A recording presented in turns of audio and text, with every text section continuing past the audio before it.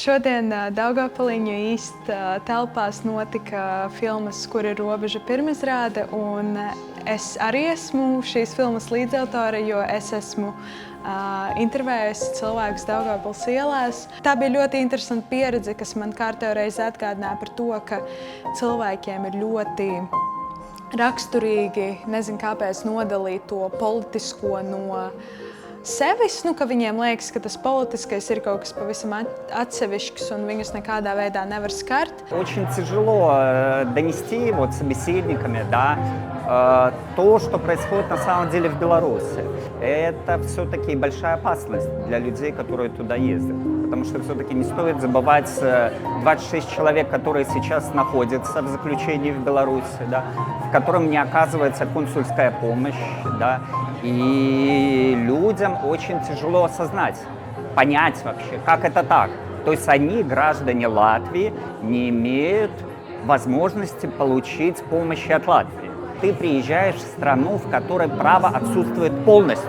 Iedomājamies, ja tagad sāktos, piemēram, Rīgā kaut kas līdzīgs, mēs visi kaut kā reaģētu. Ja? Un man likās, ka no Latvijas puses ir pārāk maz tādas reakcijas. Un šitā, vienkārši ir jāsāk un jādara.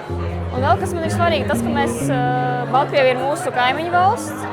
Un tās, man liekas, arī nākotnē perspektīva ir ļoti svarīga, jo mēs jau tagad veidojam savas attiecības ar šo valsti. Man gribas piedzīvot to brīdi, kad Baltkrievija būs tiešām brīva. Здесь сегодня мы приехали с открытками. Регулярно мы проводим сессии написания открыток, показывая тем цензорам, которые прежде всего смотрят, что написано в открытках, что открытки пишут. Это также на них давит.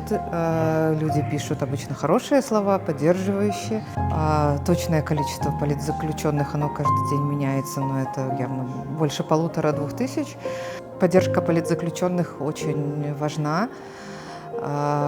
Любая хорошая весть и добрые слова – это очень много значит для тех, кто находится в заключении. Baltkrievija ir radinieki, un es, protams, ka vēlētos viņus apciemot un redzēt, bet es nevaru, jo es nevēlos nokļūt aiz cietuma restēm, vienkārši ne par ko. Man ir cerības, man ir ļoti lielas cerības, un tāpēc arī iesaistos visās iespējamās iniciatīvās, kas ir saistītas ar Baltkrieviju un ar Ukrainu, jo man liekas, ka tas viss ir savstarpēji tik cieši saistīts. Un Ukrainas uzvara arī nozīmē to, ka Baltkrievija tuvāk ir demokrātijai.